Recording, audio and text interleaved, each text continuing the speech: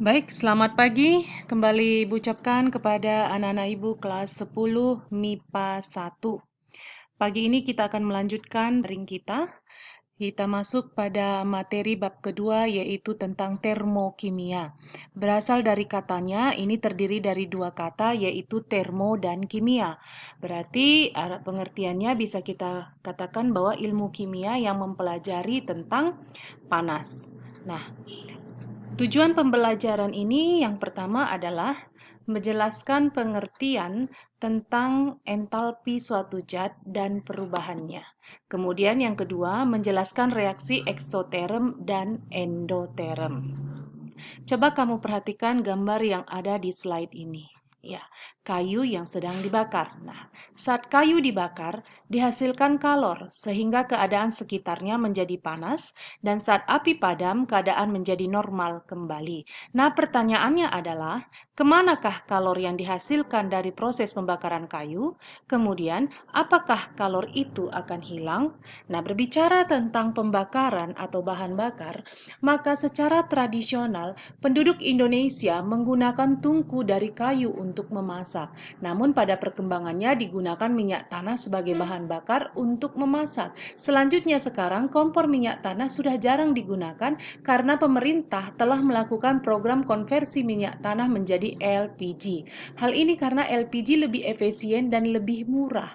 Nah, benarkah pemakaian LPG lebih murah dan lebih efisien daripada minyak tanah?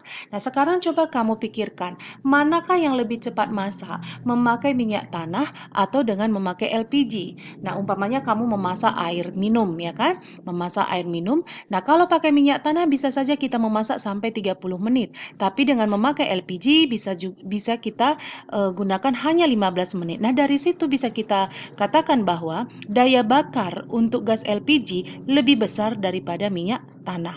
Nah, inilah yang akan kita pelajari dalam bab ini, mengapa bisa terjadi seperti itu, dan kita juga akan menghitung berapa besar panas yang dihasilkan dari setiap reaksi kimia dalam proses termokimia. Baik, kita lanjutkan. Nah, jadi pengertian termokimia itu adalah bagian ilmu kimia yang mempelajari hubungan antara kalor dengan reaksi kimia atau hubungan antara energi panas dan reaksi kimia atau proses yang berhubungan dengan reaksi kimia. Nah, dalam prakteknya, termokimia lebih banyak berhubungan dengan pengukuran kalor yang menyertai reaksi kimia atau proses yang berhubungan dengan perubahan struktur zat, misalnya perubahan wujud atau perubahan struktur kristal. Nah, sebelum kita melanjutkan, kita harus memahami dulu ajas kekekalan energi karena termokimia mempelajari tentang energi panas kan gitu. Jadi apa yang dimaksud dengan energi? Energi adalah kapasitas untuk melakukan kerja. Nah, di dalam ajas kekekalan energi ini, maka kita harus memahami dulu hukum yang berlaku di sini. Nah, hukum di sini adalah hukum termodinamika 1 yang merupakan bagian dari termokimia ini. Nah, bunyi dari termodinamika 1 adalah energi tidak dapat diciptakan atau dimusnahkan, tetapi hanya dapat diubah dari satu bentuk ke bentuk yang lain. Selanjutnya kita berbicara tentang sistem dan lingkungan. Kenapa? Karena di dalam termokimia yang kita tahu tadi merupakan pelajaran tentang perpindahan energi dalam bentuk kalor dan kerja, maka di dalam perpindahan energi ini melibatkan yang namanya sistem dan lingkungan. Jadi sistem itu adalah reaksi atau proses yang sedang atau menjadi pusat perhatian kita. Jadi intinya di sini pusat ya. Nah, sedangkan lingkungan segala sesuatu yang berada di sekitar sistem. Ya. Nah, misalnya seperti ini, kita mau mencampurkan dua buah larutan yaitu antara HCl dengan NaOH, kita larutkan di dalam suatu tabung reaksi. Kemudian kita aduk, lalu kita mau mengukur suhunya dengan termokimia. Nah, dari situasi seperti itu, kalau ditanya manakah yang merupakan sistem, maka kita jawab adalah yang menjadi pusat di situ adalah larutannya. Maka jawabannya adalah HCl dan NaOH. Sedangkan lingkungan adalah yang mendukung sistem tersebut atau yang mendukung pencampuran larutan tersebut. Ya bisa saja tabung reaksi itu, kemudian termometer ataupun zat pelarut yang mungkin kita gunakan di dalam melarutkan larutan tersebut. Nah, itulah maksudnya sistem dan lingkungan ini.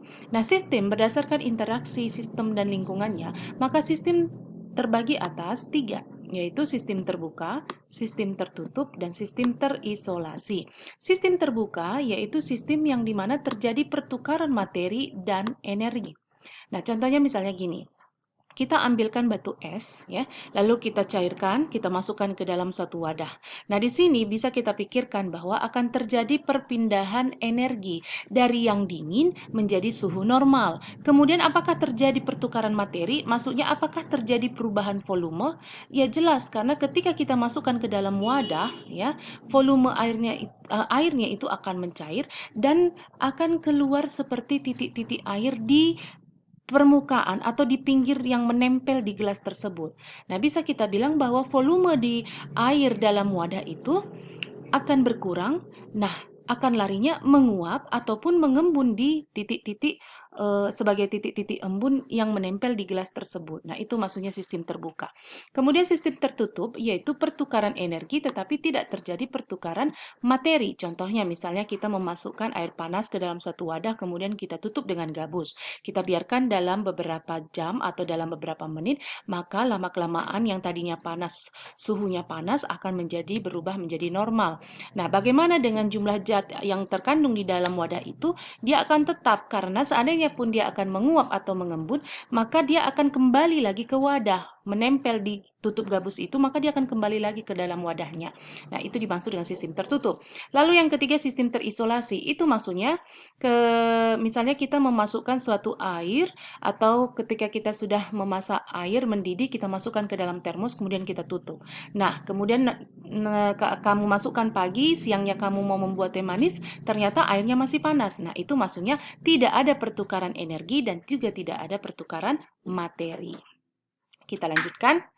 Nah, sekarang kita masuk ke dalam bentuk-bentuk energi. Pada dasarnya, energi itu terbagi dua, yaitu energi kinetik dan energi potensial. Energi kinetik adalah energi yang tersimpan dalam sebuah benda akibat gerakannya, sedangkan energi potensial, energi yang besarnya ditentukan oleh kedudukan benda tersebut, misalnya ketinggian benda. Nah, kemudian kedua bentuk energi ini akan menghasilkan yang namanya energi dalam, yang kita simbolkan dengan U. Nah, apa yang dimaksud dengan energi dalam? Jumlah energi yang dimiliki oleh suatu zat atau sistem, atau bisa dikatakan bahwa energi dalam ini adalah energi yang tersimpan di dalam suatu zat atau di dalam suatu sistem. Nah, bagaimana mencari perubahan energi dalam? Maka dia dinyatakan dengan rumus UP kurang UR. Nah, apa itu UP? UP adalah energi dalam produk, sedangkan UR energi dalam reaktan. Nah, perubahan energi dalam muncul sebagai kalor atau kerja, sehingga delta U bisa kita samakan dengan Q kalor tambah W atau kerja. Nah, berbicara tentang kalor dan kerja, maka dalam pertukaran energi antara sistem lingkungan dapat berupa kalor ataupun bentuk energi lainnya yang secara kolektif disebut dengan kerja. Nah, kita harus memahami pedoman-pedoman tentang bagaimana tanda Q dan tanda W ketika sistem menerima dan membebaskan kalor. Jadi ketika sistem menerima kalor, maka Q bertanda positif. Ya, ini menerima kalor. Jika sistem membebaskan kalor, Q bertanda negatif. Sistem melakukan kerja, W bertanda negatif. Sistem menerima kerja, W bertanda positif. Oke, kita lanjutkan dengan perubahan entalpi. Nah, di dalam termodinamika dikenal adanya fungsi baru yang disebut dengan entalpi yang disimbolkan dengan H, dan perubahan entalpi kita simbolkan dengan delta H. Apa itu entalpi? Sejumlah energi yang dimiliki sistem pada tekanan tetap. Nah, ini intinya pada tekanan tetap ya. Lalu perubahan entalpi, perubahan energi yang menyertai peristiwa perubahan kimia pada tekanan tetap. Nah, entalpi reaksi pada tekanan tetap itu bisa disamakan dengan Q. Nah, perubahan entalpi tergantung kepada keadaan akhir dan keadaan awal saja, sehingga dinyatakan dengan delta H sama dengan H akhir dikurang H awal. Nah, selanjutnya kita berbicara tentang reaksi eksoterm dan endoterm. Kamu perhatikan dua gambar ini. Yang pertama ini adalah reaksi eksoterm dan yang ini adalah reaksi endoterm. Apa perbedaannya? Nah, kamu lihat ini sistem, maka di sistem ini ya akan mengeluarkan kalor. Maka tanda panahnya keluar, mengeluarkan kalor ke lingkungan. Sehingga kita bisa bilang reaksi yang melepaskan. Atau dengan istilah kata yang lain nanti bisa saja membebaskan, menghasilkan, dan sebagainya. Ya, yang jelas dia melepaskan panas dari sistem ke lingkungan dan delta H-nya bernilai negatif. Sedangkan reaksi endoterm kebalikannya. Kalau kita lihat kalornya masuk, berarti sistem menyerap, membutuhkan. Nah, inilah dia kalimatnya ya. Reaksi yang menyerap kalor, reaksi yang membutuhkan kalor dengan delta H-nya bernilai positif. Nah, selanjutnya kita lihat tentang diagram tingkat energi reaksi eksoterm dan endoterm. Jadi kamu perhatikan kalau reaksi eksoterm, reaktannya di atas, produknya menuju ke bawah. Ya, sementara dalam reaksi endoterm, reaktannya di bawah menuju produk ke atas. Dan di sini delta H sama dengan H produk dikurang H reaktan dan nilainya bertanda negatif atau delta H lebih kecil dari 0. Sementara reaksi endoterm delta H-nya H produk dikurang H reaktan, di mana nilai delta H-nya lebih besar dari 0, sehingga bisa kita katakan delta H-nya bernilai positif. Oke? Baiklah anak-anak ibu semuanya, sampai di sini dulu pertemuan kita pada pagi hari ini. Semoga apa yang ibu jelaskan bisa kamu pahami. Dan seperti biasa, penugasan ibu ambil dari buku paket halaman 49 nomor 1 sampai 5. Oke, sekian dan terima kasih. Tetap sehat, tetap semangat. Selamat pagi.